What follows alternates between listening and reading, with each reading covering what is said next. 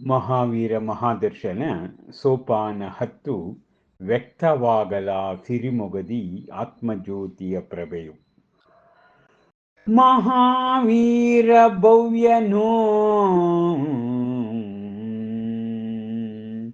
ಮಹಾವೀರ ಭವ್ಯನು ಸಹಿಸುತ್ತ ಹಸಿವು ನೀರಡಿಕೆಗಳನ್ನು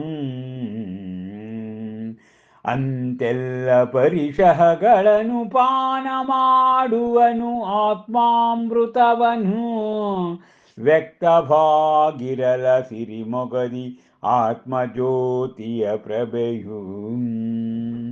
ಅಂತೆಲ್ಲ ಪರಿಶಹಗಳನ್ನು ಪಾನ ಮಾಡಿ ಪಾನ ಮಾಡುವನು ಆತ್ಮಾಮೃತವನು. ಉಳಿದು ಮಹಾವೀರನು ಊರಾಚೆಯ ಉದ್ಯಾನದಿ ದೇಗುಲದಿ ಗಾಢ ಧ್ಯಾನ ಸಕ್ತನಾದನು. ಕಾಯೋ ಸರ್ಗದಲ್ಲಿ ಮೌನವನು ಆರಾಧಿಸುತ್ತಲೀ ಅದರ ಸಮಯದಲ್ಲಿ ನಡೆಯಲಿತ್ತ ದೇಗುಲದಲ್ಲಿ ಧಾರ್ಮಿಕೋತ್ಸವವು ಮತ್ತ ಜಾಗರಣೆಯು ಅಂತೆ ನೆರೆದರ ನಗರದಲ್ಲಿ ಸ್ತ್ರೀ ಪುರುಷರು ಸಂಜೆ ವೇಳೆಗೆ ಅಲ್ಲಿ ಸೇರುವಂತೆ ಒಟ್ಟಾಗಿ ಹಕ್ಕಿಗಳು ಮರದಲ್ಲಿ ನಡೆದರಲಿಂತು ಗಾಯನ ನೃತ್ಯಗಳು ಕದಡಿ ತಲ್ಲಿನ ಶಾಂತಿಯು ಗದ್ದಲವೆದ್ದು ಆ ವಾತಾವರಣದಲ್ಲಿ ಎಸೆದಂತಾಗಿ ಕಲ್ಗಳನ್ನು ಪ್ರಶಾಂತ ಕೊಳದಲ್ಲಿ ಇರುವಂತೆ ಶಿಲೆಯು ನಿಶ್ಚಲವಾಗಿ ತೆರೆಗಳ ಮಧ್ಯದಲ್ಲಿ ಇದ್ದನ ಮಹಾವೀರನು ಅಚಂಚಲನಾಗಿ ಸಾಮಾಯಿಕದಲ್ಲಿ ತೊಡಗಿ ಅದರ ಗೋಶಾಲಕನಿಗೆ ಸೇರದಿರೆ ಶಬ್ದ ಸಂದಣಿಯು ನಿಂದಿಸಿ ತೊಡಗಿದನವನು ಜನರನು ಮರೆತು ಔಚಿತ್ಯವನು.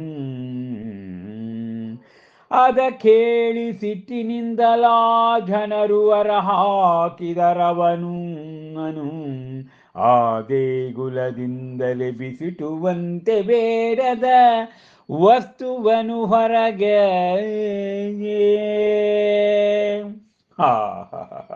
ವ್ಯಕ್ತವಾಗಲ ಸಿರಿಮೊಗದಿ ಆತ್ಮಜ್ಯೋತಿಯ ಪ್ರಭೆಯು. ಮಹಾವೀರ ಮಹಾದರ್ಶನದ ಶ್ರೀ ಕೇವಲ ಜ್ಞಾನ ಕಲ್ಯಾಣ ಸಂಪುಟದ ಸೋಪಾನ 10ರ ಪ್ರವೇಶವನ್ನು ಮಾಡುತ್ತಿದ್ದೇವೆ. ಅಬ್ಬಬ್ಬಾ, ಹೀಗೆ ಮಹಾವೀರ ಭವ್ಯ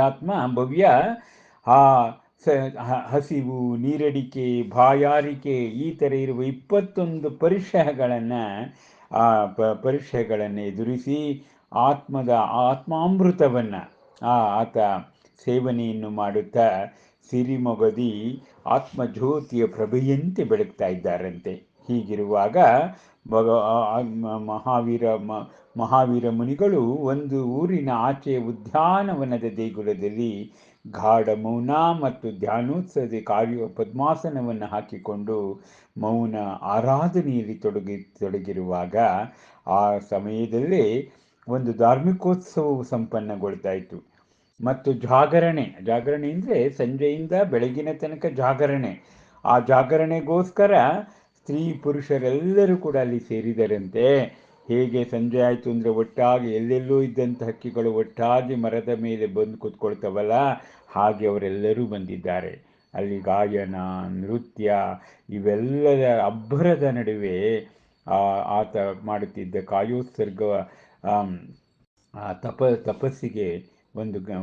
ತಪಸ್ಸಿಗೆ ಭಂಗ ತರುವ ರೀತಿಯಲ್ಲಿತ್ತು. ಹೇಗೆ ಒಂದು ಕಲ್ಲನ್ನು ಪ್ರಶಾಂತ ಕೊಳಕ್ಕೆ ಹಾಕಿದಾಗ ಏನಾಗುತ್ತದೋ ಅದೇ ಆಯಿತು. ಹೀಗಿರುವಾಗ ನಿಶ್ಚಲನಾಗಿ ತೆರೆಗಳ ಮಧ್ಯೆ ಆ ಮಹಾವೀರನು ಸಾಮಾಯಿಕದಲ್ಲಿ ತೊಡಗಿದ್ದಾನೆ. ಆತನಿಗೆ ಶಬ್ದ ಯಾವುದರ ಗೊಂದಲ ಇಲ್ಲ. ಆದರೆ ಗೋಶಾಲಕ ಆ ಶಬ್ದ ಸಂದಣಿಯನ್ನು ನೋಡಿ ನಿಂದನೆ ಮಾಡಕ್ಕೆ ಶುರು ಮಾಡಿದ. ನನ್ನ ಗುರುಗೆ ಮಹಾವೀರನಿಗೆ ತೊಂದರೆ ಆಗ್ತಾ ಇದೆಯಲ್ಲ ಅಂತ ಕೇಳಿ ಅವನು ವಿರೋಧ ಮಾಡಿದಾಗ ಅಲ್ಲಿಯ ಜನ ಅವನನ್ನು ಅನಾಮತ್ ಎತ್ತಿ ದೇಗುಲದಿಂದಲೇ ಹೊರಹಾಕುವಂತೆ ಹೇಗೆ ನಮಗೆ ಬೇಡದ ವಸ್ತುವನ್ನು ಎಸಿತೀವೋ ಹಾಗೆಯೇ ಎಸೆದರಂತೆ.